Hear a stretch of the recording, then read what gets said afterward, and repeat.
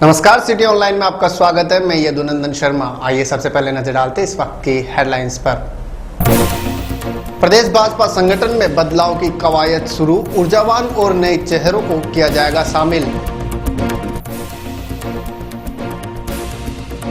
कांग्रेस ने किया भाजपा पर पलटवार, जनादेश का अपमान करने का लगाया आरोप।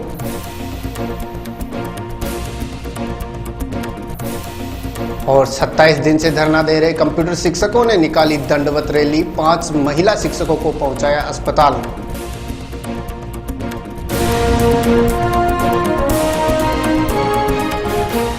और अब खबरें विस्तार से। विधानसभा और लोकसभा चुनाव में कांग्रेस पार्टी को करारी शिकस्त देकर ऐतिहासिक जीत के बाद अब प्रदेश भाजपा में बदलाव की कवायद शुरू हो गई है। विधानसभा के बजट सत्र के बाद प्रदेश अध्यक्ष अशोक परनामी अपनी नई कार्यकारिणी की घोषणा करेंगे। इसमें ऊर्जावान और नए चेहरों को शामिल किया जाएगा। कई जिलों के जिलाध्यक्ष भी बदले जाएंगे तथा अग्रिम संगठनों के प्रमुख पदों पर नई नियुक्तियां होगी। भाजपा प्रदेश अध्यक्ष अशोक परनामी ने रविवार को भाजपा कार्यालय में मीडिया कर्मियों से बातचीत में कहा कि जिन कार्यकर्ताओं ने स्वराज संकल्प विधानसभा और लोकसभा चुनाव में काम किया, उन्हें जगह मिलेगी। काफी नए चेहरे देखने को मिलेंगे। मैंने पहले भी कहा कि जुलाई माह तक हम संगठन का निर्माण कर लेंगे, संगठन का पूरा निर्माण कर लेंगे, जिसमें जिलाध्यक्ष भी आ गया, प्रदेश कार्य समिति भी आ गई, मंडल भी आ गया, पूरे स्तर के हमारे संगठन इसमें आ जाएंगे। और यह तय है कि संगठन में ऊर्जावान व्यक्ति को जगह मिलेगी।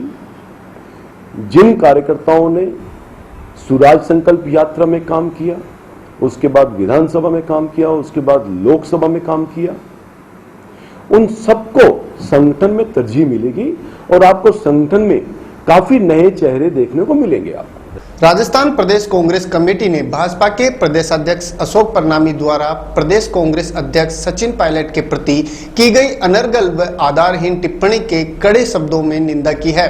प्रदेश कांग्रेस प्रवक्ता डॉक्टर अर्चना शर्मा ने कहा कि भाजपा प्रदेश अध्यक्ष द्वारा विपक्ष के प्रति अमर्यादित भाषा का उपयोग किया जाना लोकतांत्रिक मूल्यों के विरुद्ध है। उन्होंने कहा कि लोकतंत्र में सत्ता एवं विपक्ष के जनता के प्रति समानांतर दायित्व होते हैं।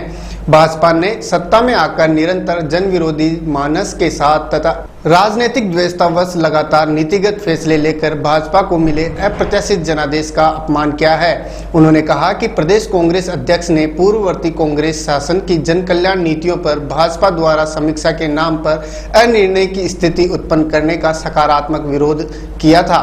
तब उनके नेतृत्व में कांग्रेस ने प्रदेश की राजधानी में चेतना मार्च करके जनाक्रोश को अभिव्यक्त किया था, जिसकी सुखद परिणति के रूप में भाजपा सरकार को विवश होकर जयपुर मेट्रो, पेंशन योजना एवं अन्य जन कल्याणकारी योजनाओं को लागू करने की घोषणा करना पड़ी। डॉक्टर शर्मा ने कहा कि अब भाजपा की मंशा मनरेगा को समाप्त करने की है, जिस पर पायलट ने आपत्ति दर्ज कराई है, तो बौखला कर भाजपा के प्रदेश अध्यक्ष कांग्रेस नेताओं के विरुद्ध अपमानजनक एवं अनर्गल बयानबाजी कर रहे हैं, जो निंदनीय है। नौकरी की खातिर कंप्यूटर शिक्षकों ने सोमवार को दंडवत करते हुए प्रदर्शन किया। कंप्यूटर शिक्षक दंडवत करते हुए जयपुर के उद्योग मैदान से सिविल लाइन फाटक पहुंचे और वापस नौकरी पर लेने की मांग रखी। गौरतलब है कि जयपुर के उद्योग मैदान में कंप्यूटर शिक्षकों का अनिश्चितकालीन धरना चल रहा है। सोमवार को धरने का 27वां दिन था।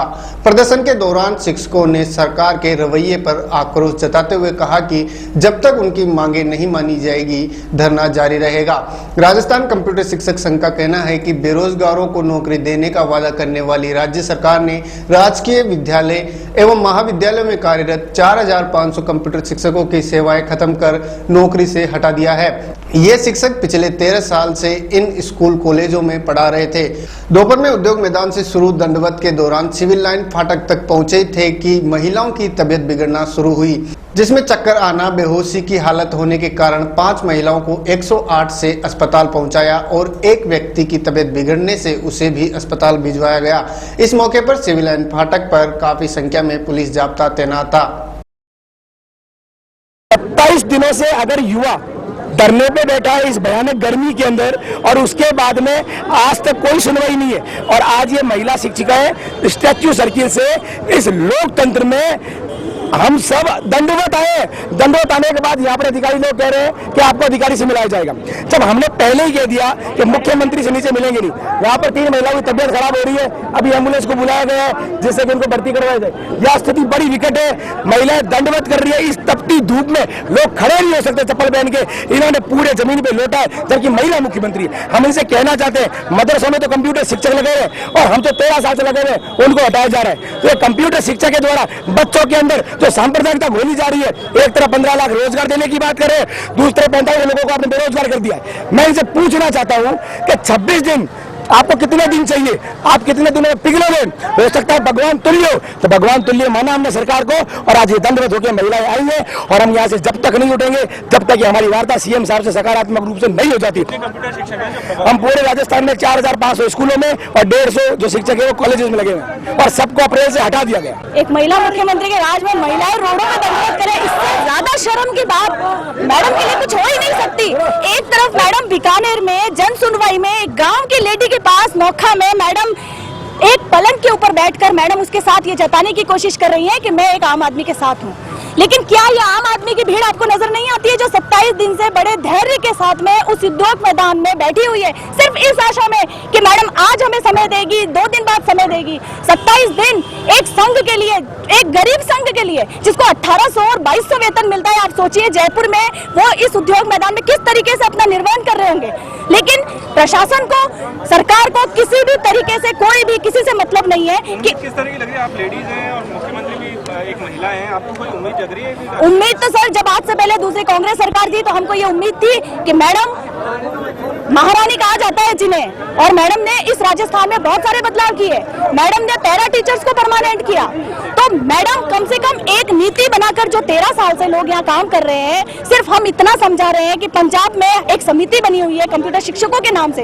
आप खुद ये बात समझिए, सोचिए कि 13 साल से कोई सब्जेक्ट अनिवार्य विषय के रूप में कंटिन्यूशन में चल रहा है माध्यमिक शिक्षा बोर्ड में, और उसके लिए अभी तक किसी विषय का सृजन नहीं, किसी पद का सृजन नहीं किया गया है। तो किस तरीके से मैडम से हम आज बहुत मजबूर होकर, आप ये मानिए हमारे यहाँ तक भर गया, अब हमारे में धैर्य नहीं है, इसलिए आज हमें दंडवत करते हुए यहाँ तक आना पड़ा। सांचौर विधायक सुखराम बिश्नोई ने राज्य सरकार पर कांग्रेस विधायकों के साथ भेदभाव करने का आरोप लगाते हुए आज से उद्योग मैदान में धरने पर बैठ गए हैं। बिश्नोई ने बताया कि उनके इलाके में स्वीकृत कॉलेजों को वित्तीय स्वीकृति के बावजूद वसुंधरा सरकार ने रद्द कर दिया, जिससे इलाके के लोगों में भारी आक्रोश है। बिश्नोई ने कहा कि उन्होंने विधानसभा सत्र के दौरान वर्ष 2013-14 में ओलावृष्टि से पीड़ित किसानों का मुद्दा उठाया था। इसके बाद करवाए गए सर्वे में 62% खराबे की रिपोर्ट आई थी, लेकिन इस रिपोर्ट के बाद राज्य सरकार को अकाल घोषित करना पड़ता, किसानों को मुआवजा देना पड़ता। इसलिए सरकार ने दबाव डालकर खराबे की रिपोर्ट को बदलवा दिया। इसमें सरकारी अधिकारियों, बीमा कंपनी की मिलीभगत है। बिश्नोई सरकार और बीमा कंपनियों के घोटाले के खिलाफ धरने पर बैठे हैं और इससे भी बात नहीं बनी तो 9 जुलाई से अनिश्चितकालीन आमरण अनशन करेंगे। की जो बीमा पॉलिसी है, फसल की बीमा पॉलिसी, राजस्थान में 4 प्राइवेट कंपनी है, 4 प्राइवेट कंपनी को अलग अलग जिले बांट के दे रखे हैं। मेरा जालौर जिला 5 जिलों को लोमांड ICICI बैंक है उसको दे रखा, लोमांड इंश्योरेंस फाइनेंस कंपनी को। उस बीमा कंपनी के अधिकारी, जिलाधिकारी, उस नौकरशाहों से मिल करके जो किसानों की बीमा की पॉलिसी है, नीति निर्धारण होता है, वो अपने पक्ष में कर लेते हैं। उससे किसान जो प्रीमियम देते हैं 1 हेक्टर पे 6,60 रुपये देते हैं, 60 रुपये, वो प्रीमियम ही वापस बीमा के रूप में नहीं मिलता, पूरा प्रीमियम बीमा कंपनी खा लेती है। ये इसका उदाहरण मैं मेरे विधानसभा क्षेत्र में बता सकता हूँ कि मेरे विधानसभा क्षेत्र में दोनों तहसीलों में 63% खराबा की रिपोर्ट भेजी गई। जिलाधीश महोदय ने वो रिपोर्ट बदला के 43% कर दी। दोनों रिकॉर्ड मेरे पास पड़े। मैंने विधानसभा में प्रश्न उठाया 2 फरवरी को, माननीय जो आपदा प्रबंधन मंत्री कटारिया जी, उन्होंने इस बात को कबूल किया कि वाकई में तहसीलदार ने 2 रिपोर्ट भेजी है और इसकी जांच करूंगा। जांच की गई, कुछ नहीं हुआ जांच में, केवल मात्र मैंने अभी धरने की धमकी दी 1 जुलाई को, केवल मात्र 6 पटवारियों, गरीब पटवारियों को सस्पेंड किया। सस्पेंड तो करना चाहिए कलेक्टर को, तहसीलदार को, पटवारियों को सस्पेंड करके लीपापोती की गई। मेरी मांग है कि हमारे वहाँ जो लीपापोती की गई, ये लीपापोती पूरे प्रदेश में की गई, इसलिए पूरी पारदर्शिता इस बीमा पॉलिसी में होनी चाहिए। हमारे जो गड़बड़ी की, उस गड़बड़ी की जांच होनी चाहिए, दोषी अधिकारियों के खिलाफ कार्रवाई होनी चाहिए, ये मांग है। पिछले दिनों सीकर में छात्रों पर हुई लाठीचार्ज के विरोध में शनिवार को राजस्थान विश्वविद्यालय पर प्रदर्शनकारियों पर फिर से पुलिस ने बल प्रयोग किया, जिसके विरोध में एनएसयूआई ने राजस्थान विश्वविद्यालय से रैली निकाली। हालांकि रैली पुलिस मुख्यालय तक निकाली जानी थी, लेकिन पुलिस की समझाइश के बाद एनएसयूआई ने रैली गांधी सर्किल पर ही रुक गई, जहां एनएसयूआई के पदाधिकारियों ने पुलिस के खिलाफ अतिरिक्त पुलिस उपायुक्त अमनदीप सिंह को ज्ञापन सौंपा। जहां एनएसयूआई के पदाधिकारियों ने छात्रों पर बल प्रयोग करने वाले पुलिस कर्मियों पर कार्रवाई करने की मांग की। वहीं एनएसयूआई के प्रदेश अध्यक्ष मुकेश भाकर ने आरोप लगाया कि पिछले दिनों अखिल भारतीय विद्यार्थी परिषद ने सड़क जाम करके प्रदर्शन किया था, लेकिन प्रदेश में बीजेपी की सत्ता होने के कारण उन पर कोई बल प्रयोग नहीं किया गया। एनएसयूआई के प्रदेश अध्यक्ष मुकेश भाकर ने पुलिस पर आरोप लगाते हुए कहा कि पुलिस ने एनएसयूआई से जुड़े छात्रों पर सरकार के इशारे पर लाठीचार्ज किया है।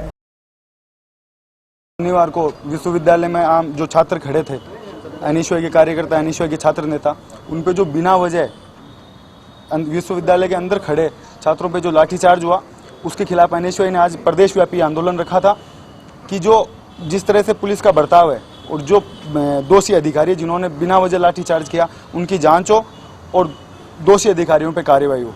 इसके अलावा हमारा ये था कि शांतिपूर्वक गांधीवादी तरीके से हम विश्वविद्यालय से गांधी सर्किल तक अपना पद मार्च रखेंगे और उसके बाद जो ज्ञापन है वो एसपी साहब और कमिश्नर साहब को हमें देना है। डीजी साहब है नहीं तो कमिश्नर साहब को हम उनका ज्ञापन देंगे और हम ये मांग कर रहे हैं कि जो दोषी उन पे खिलाफ कार्रवाई हो और आगे से पुलिस का इस तरह का बर्ताव नहीं किया जाए, क्योंकि सरकार का फायदा उठाकर जिस तरह से एबीवीपी ने रोड जाम किया लाठीचार्ज के खिलाफ, वो हम भी कर सकते थे, लेकिन एक वो तरीका नहीं होता।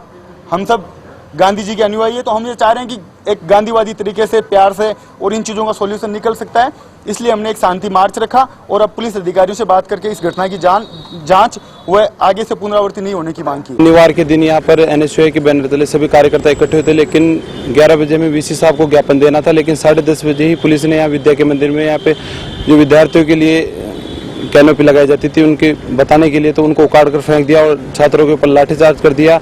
हमारे छात्र नेता अनिल चोपड़ा का हाथ भी टूट गया उस लाठीचार्ज के अंदर। उसको लेकर आज हमने कमिश्नर साहब को ज्ञापन देने के लिए सभी एकत्रित हुए थे और आज सभी वहां पर ज्ञापन देने के लिए गए हैं। गर्मी को देखते हुए शहर में पानी की किल्लत अभी भी जारी है। सोमवार को वार्ड नंबर 17 के निवासी सहायक अभियंता जवाहर नगर पहुंचे और पानी को लेकर प्रदर्शन किया और मटके फोड़कर नारेबाजी की। इस मौके पर वार्ड वासियों ने बताया कि नायकों का टीला, शांति नगर कॉलोनी, सेक्टर 3, 4 व 6 और जवाहर नगर में करीब 1-1.5 महीने से पानी नहीं आ रहा है और आ रहा है वह भी कम प्रेशर से।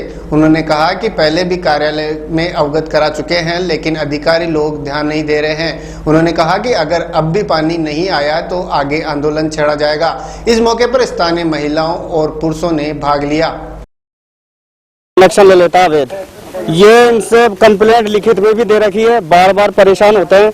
हम रेगुलर 3 महीने से आ रहे हैं, नायकों का टीबा और शांति कॉलोनी में अटैचे दोनों है ना। रेगुलर इनको रोजाना कहते हैं कि साहब हमारे पानी नहीं आ रहा, जो चाहता जहाँ अवैध कनेक्शन ले रहा है इसको रोका जाए, अवैध कनेक्शनों को, और जिनके बिल है उनको चेक करके लीगली कनेक्शन दिया जाए। और बराबर मतलब प्रेशर कुछ जब हम आते हैं ना तो ये प्रेशर खोल देते हैं तो सबके पानी मिल जाता है। ये बात सही है। और एक दिन अगर आ जाता है ना फिर तीसरे दिन वही बात। इनके कॉलोनी नायकों के टीबे में बिल्कुल भी पानी नहीं है। वार्ड में ही 47 नंबर वार्ड में पानी की दबाव कम आ रहा है और जैसी गर्मी चालू हुई हम हमेशा इनसे शिकायत करते रहते हैं, मैसेज भी देते रहते हैं, लेकिन उसकी एक दिन सुनाई होती है, दूसरे दिन वही बात है। इसका मतलब ये व्यवस्था सुधार तो सकते हैं लेकिन सुधारना नहीं चाहते। जब दूसरे दिन ठीक हो जाता है फिर बाद में क्यों खराब हो जाता? तो ये स्थिति यही ठीक करेंगे। लॉ एंड ऑर्डर की बात बता के चुप हो जाते हैं। अवैध कनेक्शनों के लिए कुछ नहीं कहते, लेकिन जो पानी का बिल जमा है उसको पानी नहीं मिलता। शिकायत है, सब देख के आते हैं कि लॉ एंड ऑर्डर की बात है, मारपीट हो जाएगी, हम क्या करें। जवाहर सर्किल थाना इलाके में गत माह एक युवक को बातों में लगाकर एटीएम कार्ड बदलकर खाते से किसी अज्ञात बदमाश ने हजारों रुपए निकाल लिए। वारदात का पता पीड़ित को मोबाइल पर मैसेज आने के बाद चला। पीड़ित थाने पहुंचा और मामला दर्ज करवाया। वहीं पुलिस ने मामला दर्ज कर सीसीटीवी फुटेज के आधार पर बदमाश की तलाश शुरू कर दी है। पुलिस के मुताबिक बाबूलाल यादव निवासी श्रीजी नगर दुर्गापुरा ने पुलिस को बताया कि गत माह 29 जून को थाना इलाके में स्थित एसबीबीजे बैंक के एटीएम पर रुपए निकालने के लिए गया था। जहां पहले मौजूद एक बदमाश ने उसको अपनी बातों में फंसा लिया और एटीएम कार्ड बदल दिया। कुछ समय बाद पीड़ित के मोबाइल पर मैसेज आया कि उसके खाते से 20,000 रुपए निकाल लिए गए हैं। वहीं पुलिस का कहना है कि एसबीविजय बैंक के एटीएम पर लगे सीसीटीवी कैमरे में आरोपी के फुटेज के आधार पर तलाश में जुट गई है। सिंधी कैंप थाना इलाके में बस स्टैंड के प्लेटफॉर्म पर दिन दहाड़े एक महिला का जेवरात व नकदी से भरा बैग पार हो गया। सूचना मिलने पर पुलिस मौके पर पहुंची और सभी जगह तलाशी ली, लेकिन बैग का पता नहीं चल पाया। पुलिस ने मामला दर्ज कर जांच पड़ताल शुरू कर दी है। पुलिस के अनुसार मगली राज पत्नी मनोहर राज निवासी हरसुलिया थाना फागी शाम को नीमका थाना से रोडवेज बस में बैठकर आई थी। सिंधी कैंप बस स्टैंड के प्लेटफॉर्म नंबर 2 पर उतरी और अपना बैग संभाला तो पता चला कि उसका जेवरात व नकदी से भरा बैग पार था। वह थाने पहुंची और मामला दर्ज करवाया। पीड़िता ने पुलिस को बताया कि बैग में 6 सोने की चूड़ियां और 5,000 रुपए की नकदी थी। जिले के मनोहरपुर थाना इलाके में बीती रात एक अज्ञात ट्रक ने आगे चल रही कार को टक्कर मार दी। इस हादसे में जयपुर निवासी एक ही परिवार के 5 सदस्यों की मौके पर ही मौत हो गई और 2 गंभीर रूप से घायल हो गए, जिन्हें एसएमएस अस्पताल में भर्ती करवाया गया है। पुलिस ने बताया कि मृतकों में 2 भाइयों सहित 2 महिलाएं और 1 मासूम शामिल है। बताया जा रहा है कि यह परिवार दिल्ली से जयपुर कार से लौट रहा था। हादसे की सूचना मिलने पर पहुंची पुलिस कार से शवों को निकालकर स्थानीय अस्पताल में पोस्टमार्टम के लिए भिजवाया। वहीं गंभीर घायल आयशा चौधरी और दरसला की हालत को देखते हुए जयपुर एसएमएस अस्पताल में रेफर किया गया।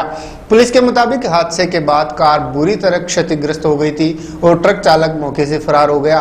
पुलिस ने मामला दर्ज कर ट्रक चालक की तलाश शुरू कर दी है। वहीं मृतकों के परिजनों को हादसे की जानकारी दी है। परिजनों को हादसे की सूचना मिलने पर घर में कोहराम मच गया। जोटवाड़ा थाना इलाके में अमानिसा पुलिया के पास सोमवार सुबह ट्रेन की चपेट में आने से एक युवक की मौत हो गई। सूचना मिलने पर पुलिस मौके पर पहुंची और शव को पोस्टमार्टम के लिए अस्पताल भिजवाया।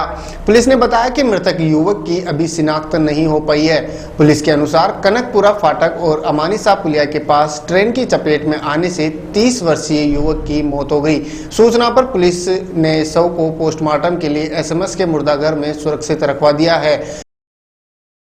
राजस्थान विश्वविद्यालय की ओर से संगठक कॉलेजों में नया सत्र अब 15 जुलाई से शुरू होगा। दरअसल परसेंटाइल फॉर्मूला लागू होने के कारण सत्र अपने निर्धारित समय से 1 सप्ताह लेट शुरू होगा। फिलहाल राजस्थान विश्वविद्यालय और संगठक कॉलेजों में मिशन एडमिशन को ही अंजाम दिया जा रहा है, जिसके तहत लिस्ट निकालने का दौर जारी है। सुभाष पार्क मालवीय नगर में सोमवार से भव्य कलश यात्रा के साथ श्रीमद् भागवत कथा ज्ञान यज्ञ की शुरुआत हुई। इसमें आचार्य श्री घनश्याम दास जी महाराज अपनी मधुर वाणी से भक्तों को संगीतमय वाणी से भागवत कथा का रसपान करवा रहे हैं। कथा से पहले सुबह जलेश्वर महादेव मंदिर सत्कार शॉपिंग सेंटर मालवीय नगर से कलश यात्रा गाजे बाजे के साथ रवाना हुई, जिसमें महिलाओं ने सिर पर मंगल कलश धारण कर मंगल गीत गाती हुई चल रही थी। कलश यात्रा विभिन्न रास्तों से होती हुई कथा स्थल प्राणेश्वर महादेव केला देवी मंदिर सेक्टर 1 सुभाष पार्क मालवीय नगर पहुंची। इस मौके पर कलश यात्रा का जगह जगह पुष्प वर्षा से स्वागत किया गया। कथा का वाचन दोपहर 1 बजे से 5:30 बजे तक प्रतिदिन किया जाएगा और 13 जुलाई तक आयोजित होने वाली इस श्रीमद् भागवत कथा में 10 जुलाई को श्री कृष्ण जन्मोत्सव मनाया जाएगा और 13 जुलाई को कथा का समापन किया जाएगा। मां वैष्णो देवी पदयात्रा सेवा समिति जयपुर के तत्वाधान में शिव मंदिर आदर्श बस्ती टोंक फाटक से 25वीं पदयात्रा गाजे बाजे के साथ रवाना हुई। इस यात्रा को जयपुर सांसद रामचरण बोहरा ने झंडे की पूजा अर्चना कर रवाना किया। इस मौके पर कलश यात्रा का भी आयोजन किया गया। पदयात्रा संयोजक नवरत्न राजौरिया ने बताया कि ये 25वीं पदयात्रा है और इसमें करीब 150 पदयात्री भाग ले रहे हैं। यात्रा करीब 28 दिनों में माता के दरबार वैष्णो देवी पहुंचेगी और माता की पूजा अर्चना कर देश और प्रदेश की खुशहाली की कामना करेगी। इस मौके पर रामचरण बोहरा ने कहा कि माता के दरबार के लिए पदयात्राओं का जत्था रवाना हो रहा है। इसमें देश की खुशहाली की कामना की जाएगी। 86 में हमने 5 यात्रा जिसमें हमने 2 पहुंचे थे 86 में। उसके बाद हम 5 गए 7 गए। कई परिस्थितियां भी ऐसी थी, उस टाइम जंगल थे, आतंकवाद मिलता था पंजाब में कि 1000 आदमी मरते थे। लेकिन आज परिश्रम ये है कि यात्रा जारी है और जयपुर से इस यात्रा में से निकल के आज 10 यात्रा होगी। करीब करीब इसमें से निकल गए। तो ये यात्रा 1 अगस्त को माता जी के पहुंचेगी और यहाँ से ये अपने क्या नाम से कोटपुतली से रेवाड़ी झज्जर रोहतक नरवाना पात्रा संगरूर से फिर मलेरकोटला लुधियाना फगवाड़ा से होशियारपुर से क्या नाम से अपने पठानकोट से कटवा से जम्मू होते हैं 2 मेल होते हैं। माता वैष्णो देवी की 1 अगस्त शाम को पहुंचेंगे। आज ये 25वीं वैष्णो देवी की यात्रा यहाँ से प्रारंभ हो रही है और हमारे भाई नवरत्न जी राजौरिया जो खोल हनुमान जी की यात्रा में झंडा लेकर अग्नि रूप से तैयार रहते हैं और आज वैष्णो देवी को 25वीं यात्रा लेकर जा रहे हैं। मैं सभी को शुभकामनाएं देता हूं और प्रभु से मंगल कामना करता हूं कि सारे जो भी यात्रा में जा रहे हैं वो सखुशी सकुशल वापस लौट कर आए और भगवान इंद्रदेव से प्रार्थना करें कि जल्दी ही बारिश आगमन पूरे देश में और प्रदेश में हो तो सारा जनजीवन और आम नागरिक इसकी सुविधा इसका लाभ ले सके और पूरे भारतवर्ष में समृद्धशाली लहर दौड़ सके। बॉलीवुड अभिनेता वरुण धवन और आलिया भट्ट एक बार फिर धमाल मचाने को तैयार है। वरुण धवन और आलिया भट्ट अपनी आने वाली फिल्म हम्टी शर्मा की दुल्हनिया के प्रमोशन में जोर शोर से जुटे हैं। इस फिल्म के प्रमोशन के लिए एक्टर वरुण धवन और आलिया भट्ट राजधानी जयपुर पहुंचे। राजधानी पहुंचने पर उन्होंने वर्ल्ड ट्रेड पार्क के सिनेपोलिस सिनेमा हॉल में प्रेस कॉन्फ्रेंस में शिरकत की। इस दौरान दोनों स्टार्स प्रेस और अपने प्रशंसकों से रूबरू हुए। फिल्म में वरुण और उनकी दुल्हनिया यानी आलिया पूरी तरह से बदले बदले नजर आएंगे। फिल्म में वरुण ने हम्टी शर्मा का किरदार अदा किया जबकि उसकी on screen lady love Alia ने काव्या प्रताप सिंह की भूमिका निभाई है। और चलते चलते एक बार फिर से नजर डालते हैं इस वक्त की हेडलाइंस पर। प्रदेश भाजपा संगठन में बदलाव की कवायद शुरू, ऊर्जावान और नए चेहरों को किया जाएगा शामिल। कांग्रेस ने किया भाजपा पर पलटवार, जनादेश का अपमान करने का लगाया आरोप।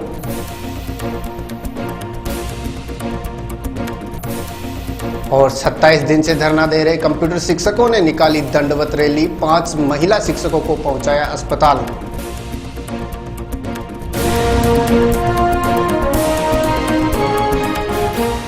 खबरों में फिलहाल इतना ही। आप बने रहिए हमारे साथ। शहर की हर खबर CTI पर। नमस्कार।